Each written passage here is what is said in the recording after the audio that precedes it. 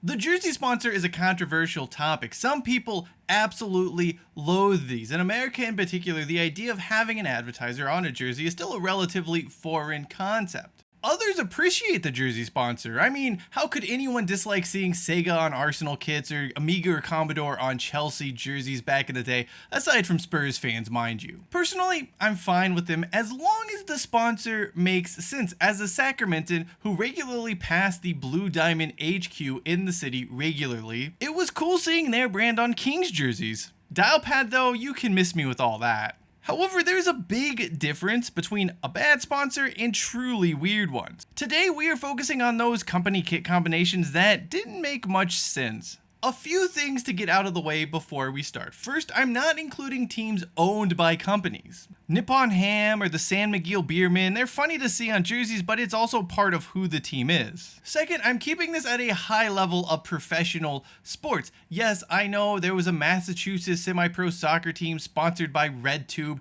and a brothel sponsored some Greek like 3rd or 8th division side. I understand that, but I just don't have the time or effort to root around in every sports league ever on the face of this earth. I'm Sean Hollis, this is the Touchback, and today we have the 11 weirdest jersey sponsors ever. But first, a word from our sponsor. Oof, that's awkward. All right, I got a new jersey in from, well, you know the name of the company. Let's see what are you kidding me? Women's shorts? What is this, just string? Is this thing just falling apart already? Why don't they just make jerseys like they did back in the day? Actually, someone is making jerseys like they used to. Royal Retros is all about high quality jerseys from those teams that just aren't with us anymore.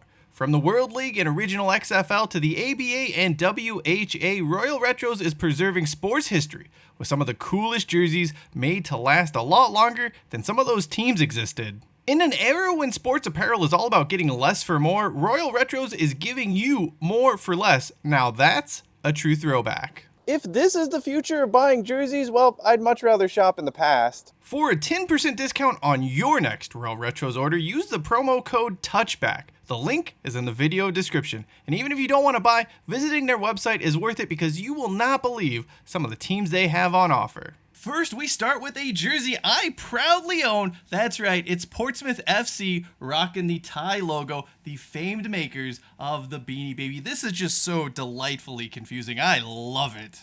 Ty Europe would have their logo on the Pompey jerseys for 3 seasons, 1 in the Championship and 2 in the Premier League. I just don't know what exactly they were expecting out of this deal. I guess England is just a huge Beanie Baby market, or maybe the company felt as if those blokes watching the game on TV or attending in person saw the Ty logo, it would make them buy a Beanie Baby for their missus or kids after the match.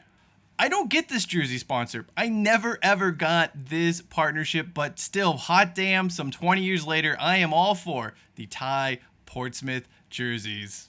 The NBA jersey sponsorship program has been nothing short of a disaster. Instead of attracting these well-known, respected legacy brands the league could be proud of displaying, it has become a dodgy placeholder for firms who use basketball jerseys as a way to legitimize their crap company. Case in point, Wish. Here you have the Los Angeles Lakers, one of basketball's most iconic franchises, with a uniform that is easily recognizable around the world. And they pimped out space on it for an e-commerce platform selling counterfeit goods and poorly made originals. It was certainly a bizarre, almost jarring sight, especially considering just how little Wish was known at the time. It's not like it was this huge player in the e-commerce space when it first reached this partnership with the Lakers. It was a relatively small outfit. The partnership ended last season, which was good for the Lakers considering Wish doesn't seem as if it's going to be around for much longer anyway.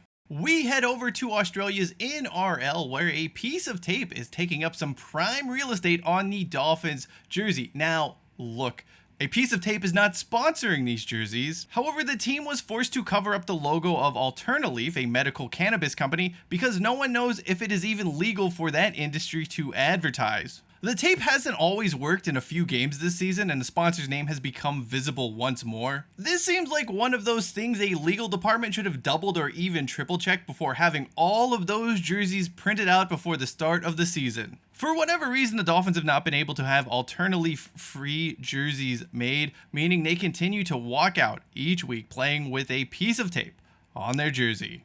Having a single brand sponsor all of the teams in England's The 100 cricket tournament and then randomly assigning each side a specific brand under the parent company's umbrella is just deeply unsatisfying. It's kind of like when MLB team names are randomly assigned in Little League for no real rhyme or reason. Having the logo of KP Snack's various brands on the 100 jerseys, it doesn't compute. There's something off about it. Now, maybe if these logos didn't look so obscenely generic, it wouldn't be as much of an issue. I mean, why do all of their products feel like those fake brands made for TV? Even Drake's cakes seem more legitimate than whatever KP Snacks is plastering on the 100 jerseys.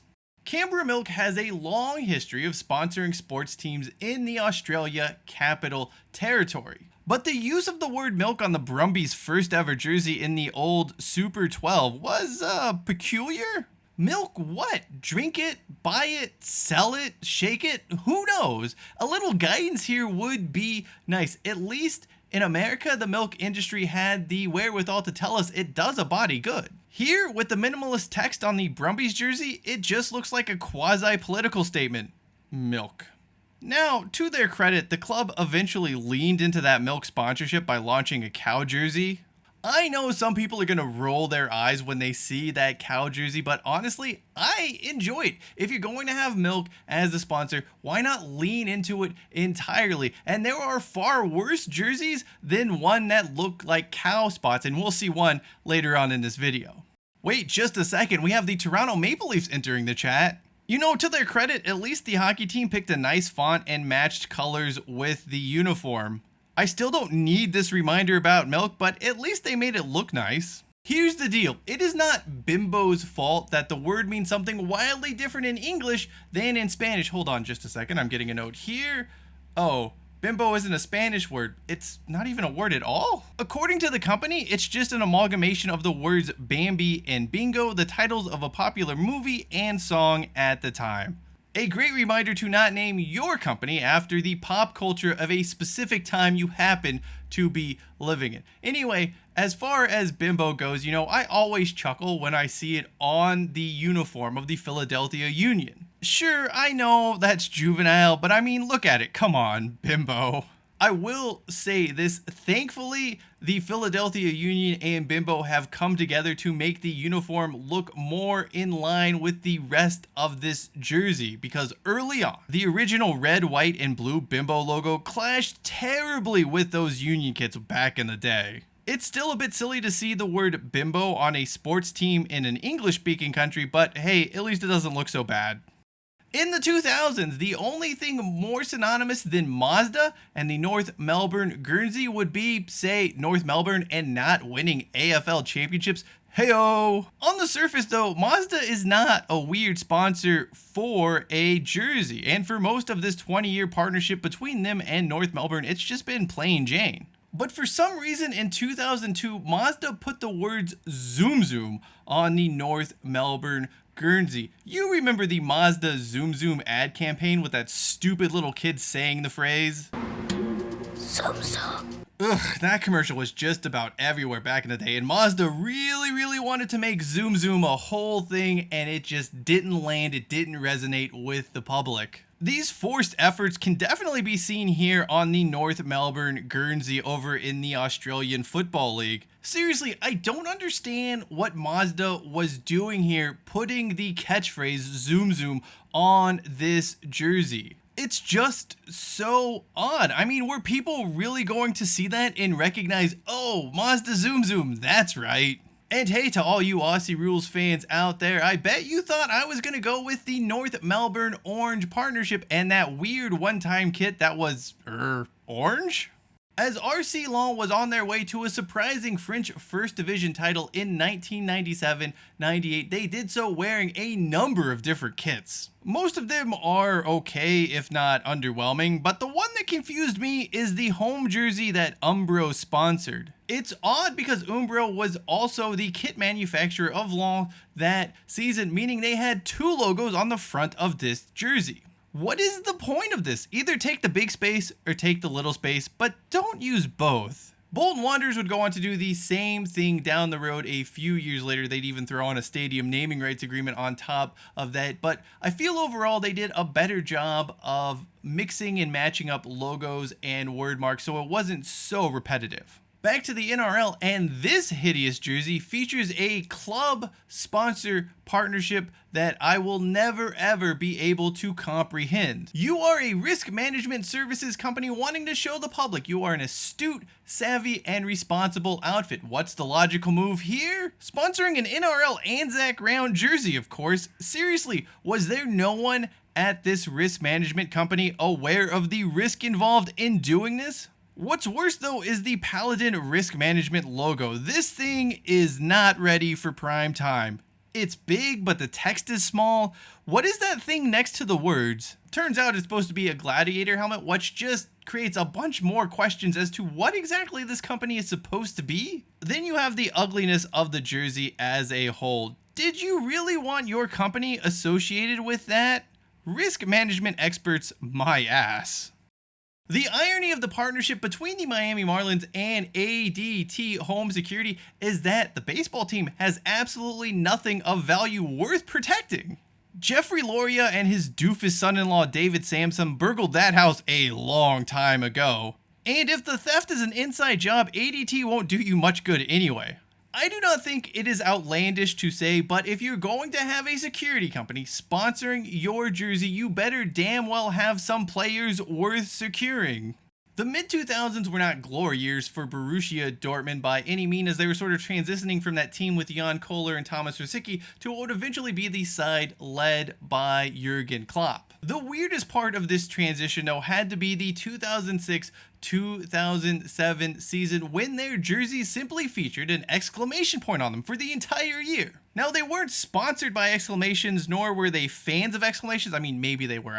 I can't rule that out entirely, but there you have it, just an exclamation mark on the front of this jersey. So what happened here? Well, the previous season saw Energy player Eon wrap up its jersey sponsorship commitments with the club, and RAG would take over. There was a snag. RAG was undergoing this huge restructuring, and they had actually intended for a newly spun off company to be placed prominently on the Borussia Dortmund jerseys. However, that wasn't ready until the following season. In the meantime, they just slapped an exclamation mark on all of Dortmund's jerseys and called it a day. That yellow and white home kit for Borussia Dortmund, by the way, an absolutely terrible look. Let's hope they never ever go back to that again.